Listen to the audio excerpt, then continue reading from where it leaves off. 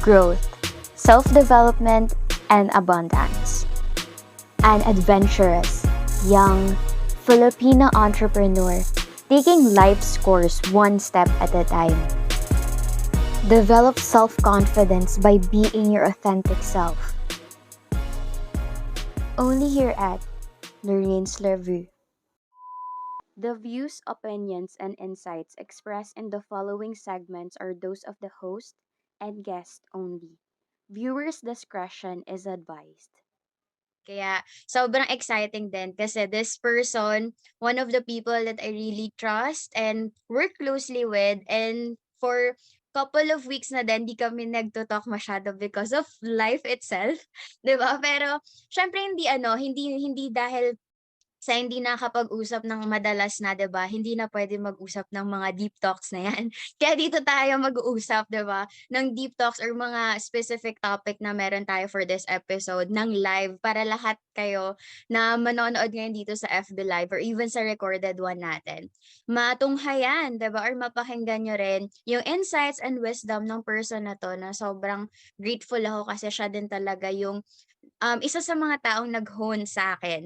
Okay, so I would like to introduce myself. Baka kasi napadaan lang 'to sa wall mo ta's nakita mo bigla, 'di ba, "Oh, may live about san ba 'yan?" 'Di ba? So baka bago 'to sa'yo or first time mo rin ako mapakinggan, I'd like to introduce myself. I am Lorraine D. I am a medtech by profession, and currently I'm doing this podcast to help people, 'di ba, when it comes to their personal growth holistically. So without further ado, let me introduce to you our speaker for this episode kasi sobrang grateful ako sa kanya. Sobrang grateful talaga. Nagsaya siya for this episode. And this person, aside from, sabi ko nga, siya yung isa sa mga tumutulong sa akin closely and nag-hone talaga sa akin kung sino ako ngayon. Isa rin siya sa mga tao na I really look up to when it comes to him,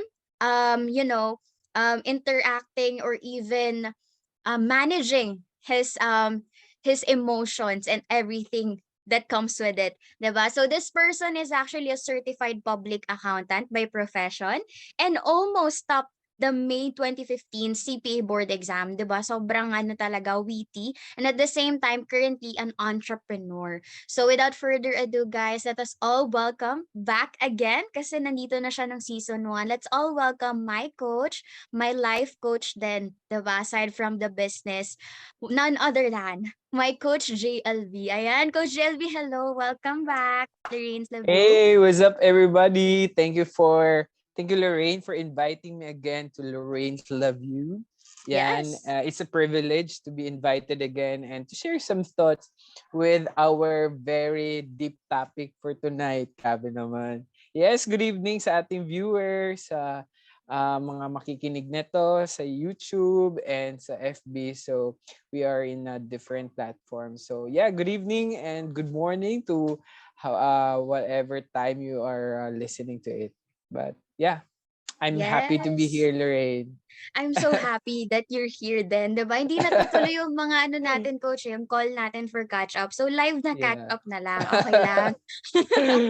Ayan, o 'di ba? So ano ba yung topic natin for this episode, coach? Kasi as someone na, 'di ba, kilala mo naman ako as an emotional person. Sobrang one of the things that I really want to improve is when it comes to my emotions and being vulnerable in a way or being open na ilabas yung emotions na yun. Kasi there are times na I feel like parang I should keep it in. 'Di ba? Kasi para hindi ako ma-judge, ganyan, or hindi ako somehow ma-judge in a way talaga dun sa emotions na napapakita ko. That's why I actually come up with this topic kasi I want to let people know, 'di ba, na there are people na katulad mo din, just like me, and pag-uusapan natin yan for this episode.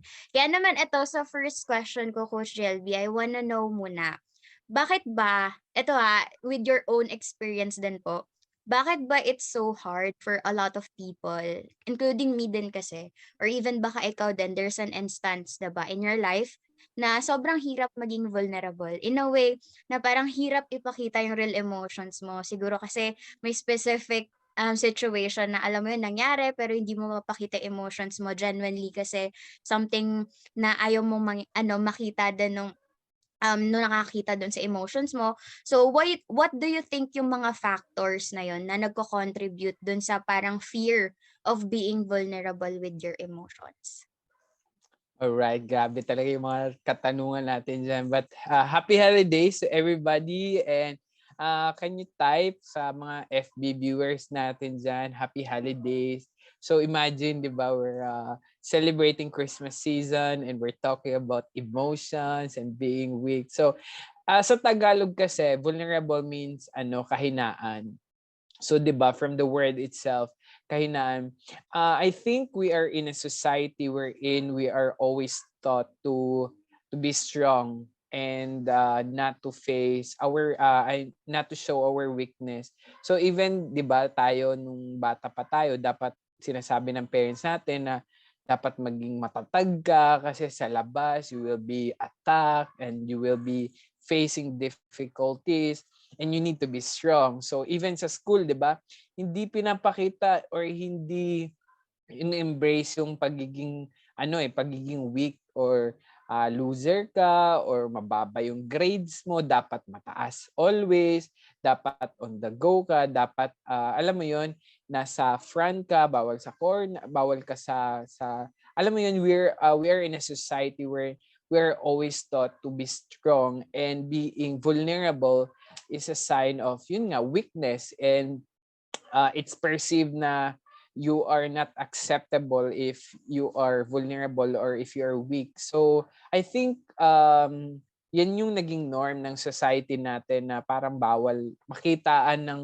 tansya, 'di ba? Kahit sa isang sa kunyari you're wearing a white shirt and nakikita nila yung kahit single dot lang doon. Yun yung napapansin eh. That's why we're always taught to be perfect as much as possible. Yung parents natin happy if we are perfect, mataas yung grades, or 'di ba? So I think that contributes for us, for this society, not to show vulnerability, and that's why it's not acceptable.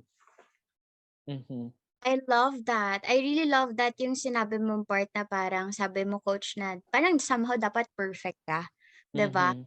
Parang the society dictates it na somehow you have to be strong, ganyan, na dapat hindi ka mahina, 'di ba?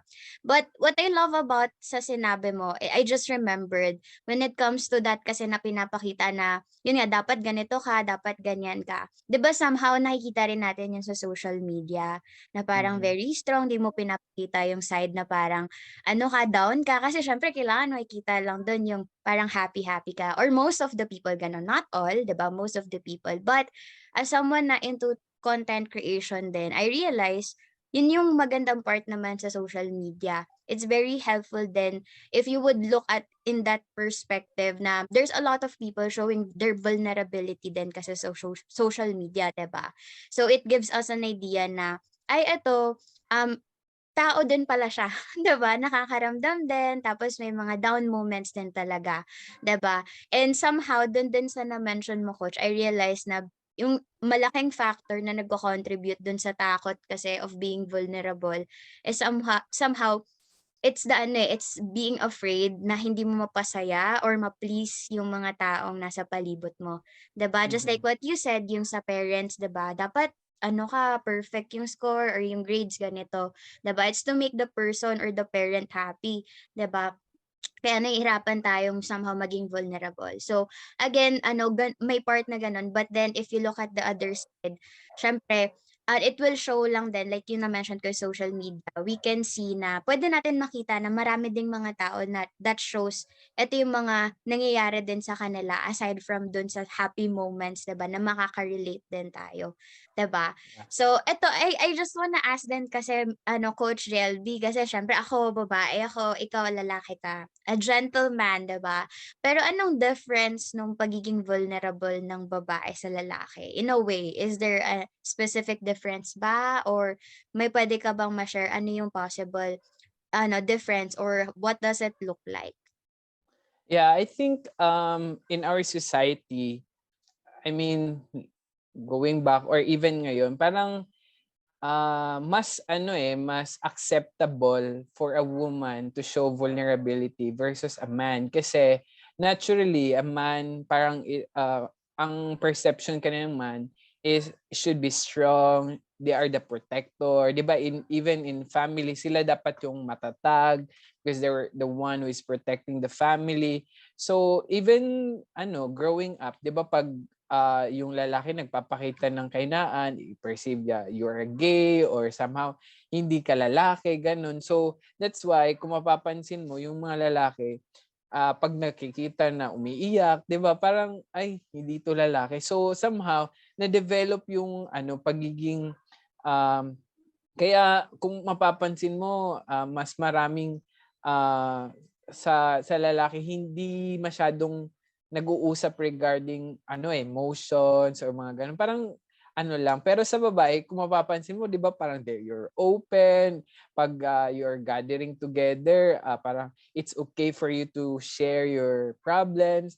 Pero sa lalaki, it's somehow parang hindi siya normal, 'di ba? Parang ay ano ka ba? Ano lang 'yan, 'di ba? Pero we've come to realize that we're all human. Same lang din na nasasaktan, we have emotions, but yun na nga, men are taught to be stronger than women. So parang pag nakikita mo, kaya nga pag mapapansin mo, strong independent woman, parang it's a brag, right? Kasi parang woman is normal to be not that strong, but they're right now showing a stronger version of a woman. So that's why we salute those kind of people. But ayun yung difference. But I think we should accept that men has also emotion and we have also weakness, and it's normal for a guy to show your weakness, to show who you are, and to show na you're also human. Kahit lalaki ka, meron ka pa ring pinagdadaanan, 'di ba? So I guess it's time for us to accept that even men could show vulnerability, may weakness din. Hindi ibig sabihin na pag nagpapakita ka ng weakness mo, you are not a man, di ba? So, yun kasi yung kinakatakutan ng malalaki pag nagpapakita ng kasi they will not be perceived as a real man, di ba? Pag sa babae naman, it's normal, kasi babae yan, emotional talaga, which is natural talaga yan. Women are more emotional than men. It's a natural natin yun as a human being. But I guess it's time for us to really accept that men and women it's okay for us to show vulnerability and to show that we are emotional beings equally, 'di ba? So, yeah. Yes, I totally agree talaga coach dun sa part na na 'pag sa lalaki hindi siya normal, 'no, parang hindi accepted sa society. Mm-hmm. Pero yeah, sobrang agree ako dun. But then minsan naisip ko din, paano ba gagawing advantage nung for example, as a guy, ikaw ngayon lalaki ka, 'di ba? How do you make it advantageous for you yung sa vulnerable side? Kasi for sure, if hindi man, 'di ba, open, like for people to see na vulnerable ka, pero there are times na vulnerable ka talaga. Siguro on your own lang, hindi mo pinapakita sa iba. 'Di ba? Pero how do you make it na parang advantageous for you or yung somehow nagiging strength mo siya that you can use, 'di ba? Yung moments na gano'n. Yeah, I think it's not just for men but for both gender, no. So I can remember kasi we were doing a business together, right? And we are taught even in our training to just show our vulnerability, because the moment when we show our vulnerability to the people around us, it gives us the chance to be relatable to the people around us, especially if you're like for example a leader or a CEO, or you are the head of something. Showing your vulnerability gives you a chance for your people to relate to na, ay, ano pala to, si boss nga, di ba nasasaktan din? Yung Mm. leader nga natin, nahihirapan din. So somehow, it gives you a chance and to show na you're also human, and pag kasi always nakikita ng tao na you are strong, minsan nati-take advantage din yun eh. Ito si ano kasi you're always strong. So, people suck energy also to you kasi 'di ba ito strong, wala tong emotion, so they get a lot from you. But when you show your vulnerability to the people around you, somehow nawawala din yung resistant in, pag lumapit siya sa'yo or something like that na, ay tao din pala 'tong person na 'to. Hindi pala siya super strong na walang emotion, that is always perfect and always on the go, na I could also relate to. So, somehow if kunyari you are a boss or a CEO, it gives your people a chance to be more open and to work together more with you kasi they perceive you na hindi lang naman sila yung nahihirapan kundi ikaw din, but you still keep going on. So when people see that you are having emotions too, or you have your weakness, but even yun yung na-experience mo pero nakikita nila you still keep going on, it gives an inspiration to others. Kasi 'di ba parang siya nga nahihirapan, siya nga is undergoing this situation. Pero continue pa rin niya nilalaban yung buhay. So 'di ba parang it gives inspiration to others. Kaya nga sa na-mention mo sa social media, 'di ba parang yung mga influencer ngayon nagpapakita kung ano ba talaga yung mukha nila, walang filter, and somehow it gives more people parang ay gusto ko to kasi authentic siya, parang he's normal, he's human. Parang kasi if you always show perfection, parang nasasabi ng ay hindi, parang ano na to, fake, 'di ba? But if you show a blend of this is your strong side and this is your weakness side or vulnerable side, then somehow people will relate and would want to follow you more because you're human. Parang sabihin, ay, tao din pala to, 'di ba? So, it gives somehow inspiration. So, for us and for those who are viewers right now,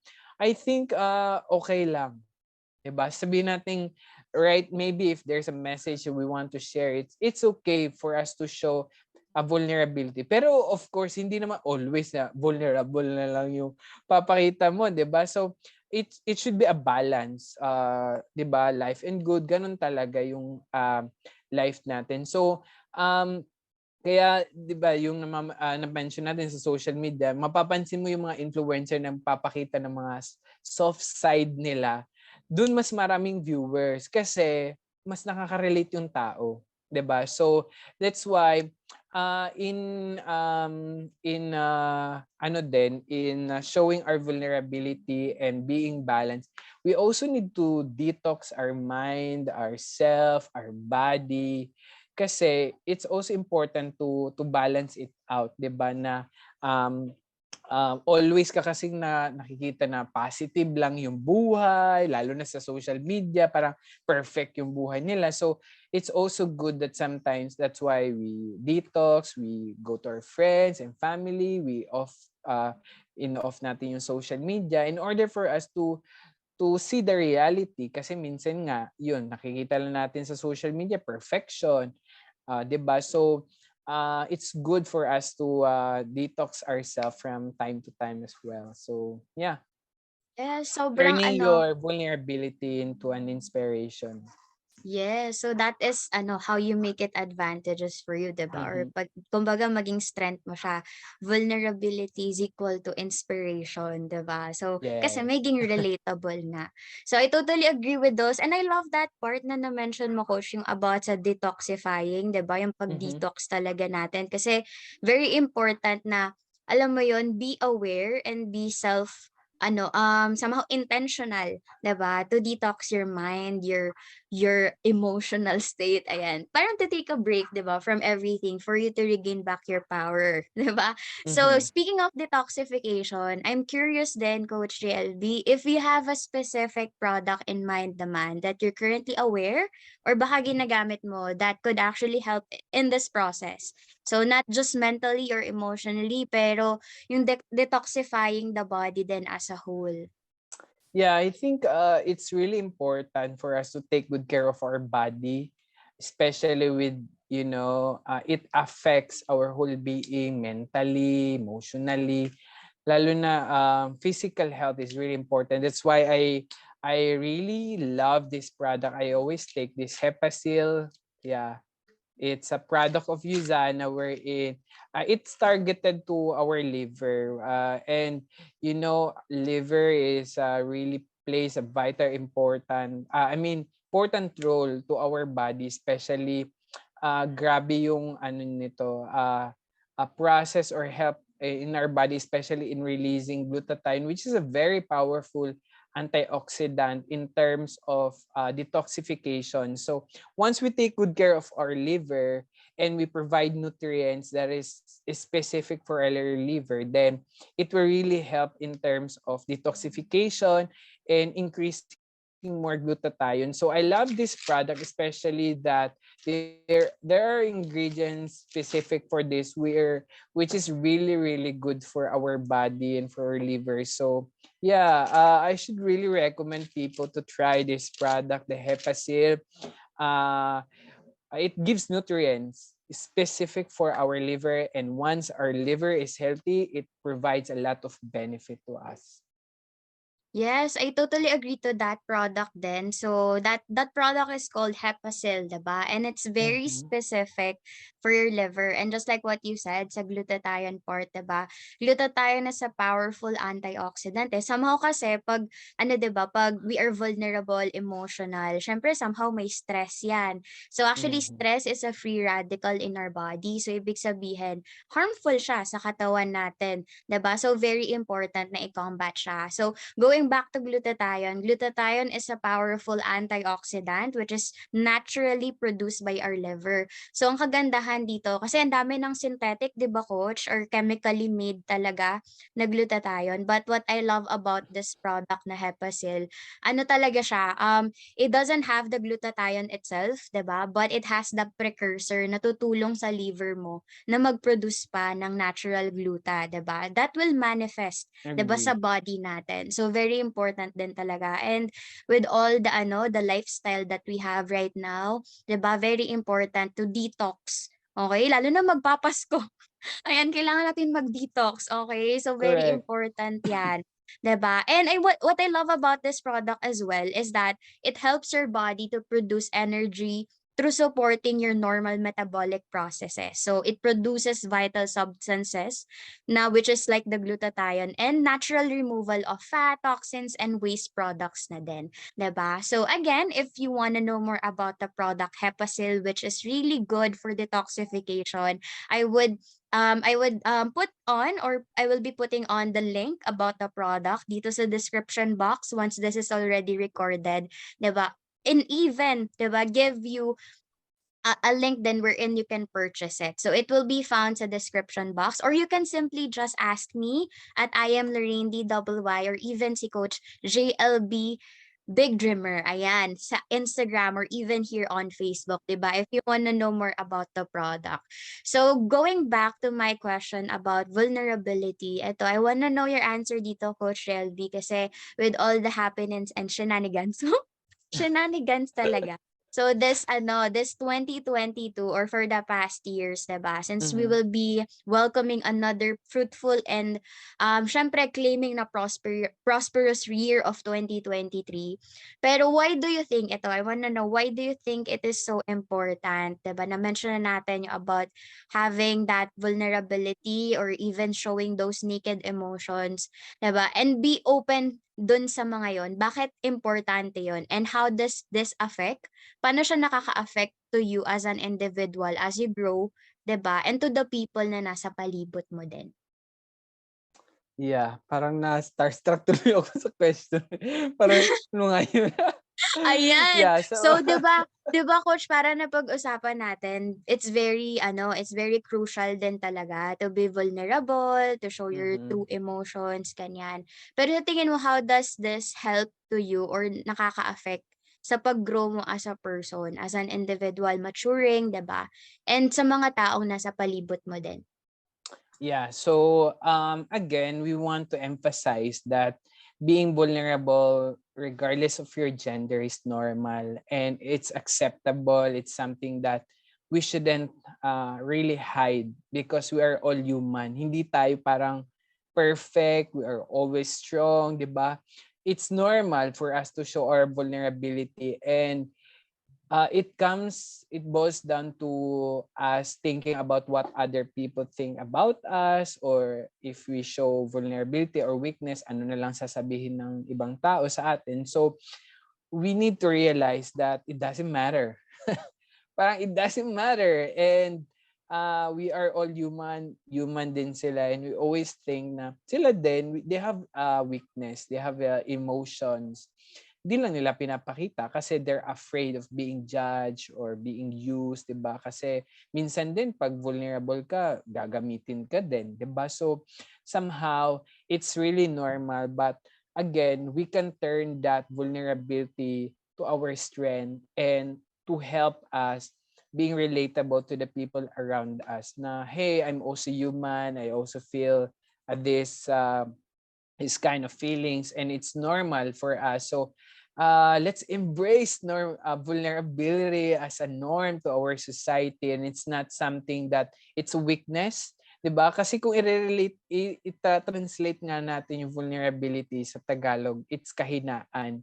But I guess that weakness, we could turn that, or it's up to us how we could turn that into inspiration or as our strength. So yeah, people are in the society, let's embrace vulnerability. And yung nakikita natin sa social media sometimes is a facade of what's really going through with the people, 'di ba? So it's it's normal for us to show and to share our vulnerability, and tips lang, 'di ba? So ano lang, whether you are a man or a woman, 'di ba? So just keep going on even if you feel vulnerable. We feel the same way. We just need to keep going, and kahit may weakness ka, 'di ba? Sabi nga nila, strength or being strong is about showing up even if you're afraid. 'Di ba? It's not a sign of na wala kang weakness, wala kang fear, but it's about standing up despite what you feel inside. So, it's an inspiration to people na regardless of how you feel, even if you feel that way, you're emotional, but you still keep going on, it's an inspiration to others. And it's somehow not a disadvantage of you having emotions because we are human. And yeah, life is like that. Hindi siya perfect. And we should accept that it's up and down, roller coaster of emotion. So even if nakikita natin outside the world is somehow perfect, but it's not. And we should be reminded of that all human beings experience the same thing. Iba-iba lang yung degree. But it's the same thing. 'Di ba? So, yeah, thank you for letting people know and listen and be reminded of this topic again, of this being vulnerable as human. So, yeah, let's show vulnerability kung ano man, 'di ba? And let's not forget we are human and we should empathize with each other. Let's not judge them of who they are if that's their weakness, but let's embrace the differences and the emotional and the vulnerability of us being a human being. So, yeah. Yes, I loved it, 'di ba? So much value and so much wisdom and insight talaga from Coach JLB. And 'di ba, alam naman natin 2023 na, a few days from now na lang. Yeah. That's why I actually chose Happy this New topic. Year!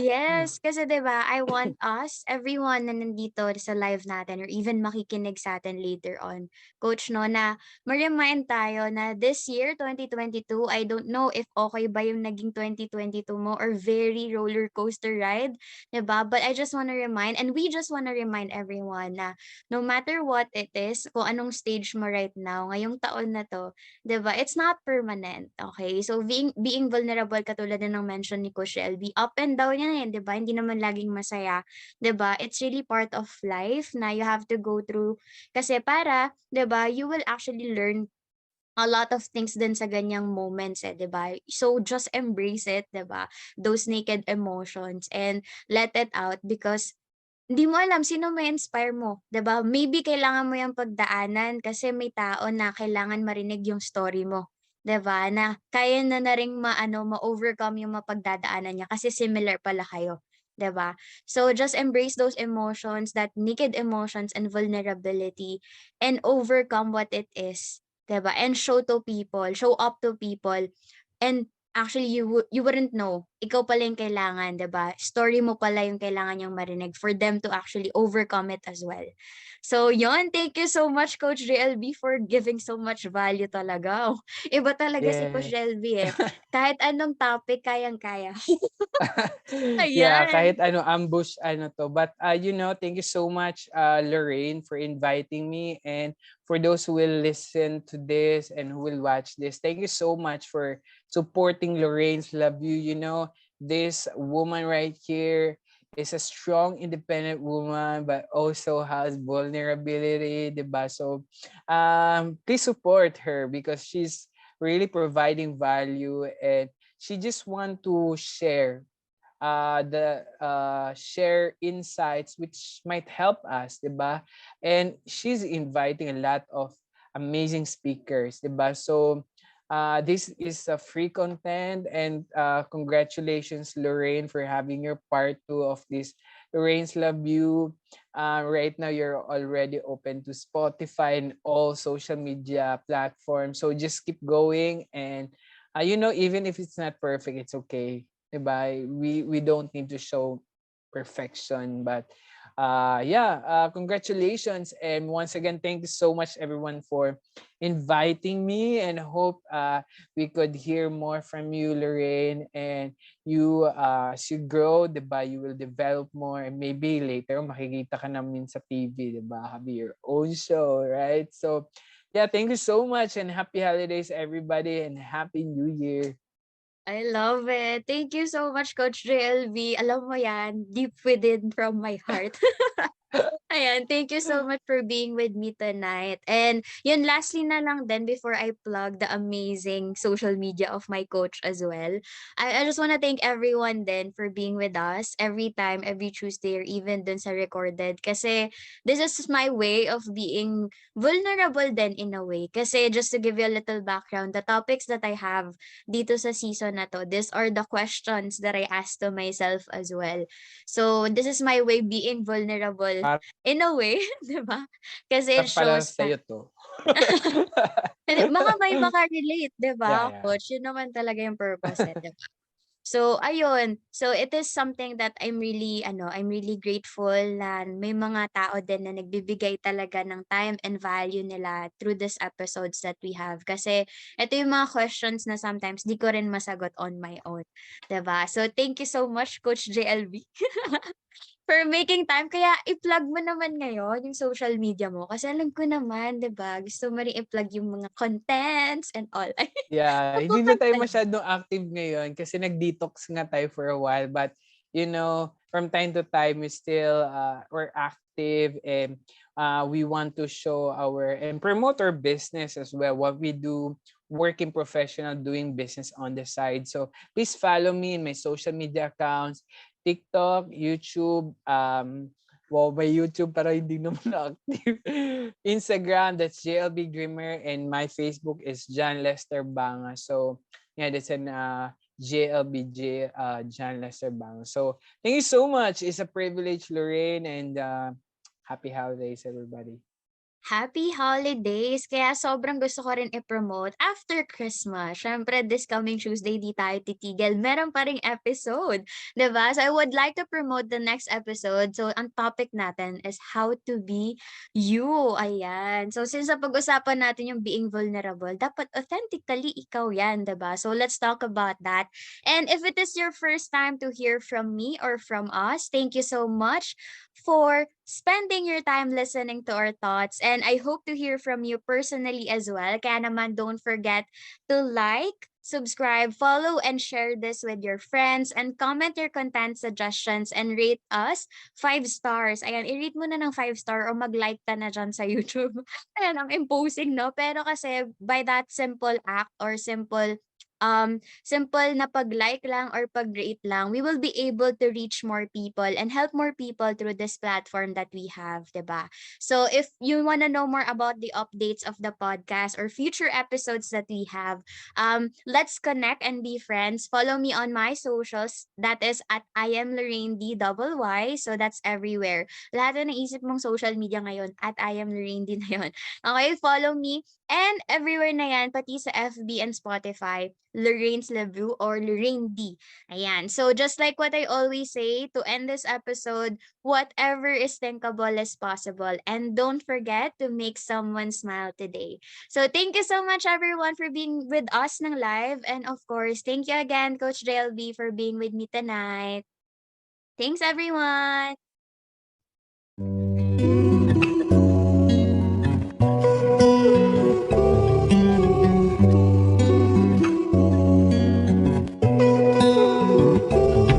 Yeah, my baby, my Valentine.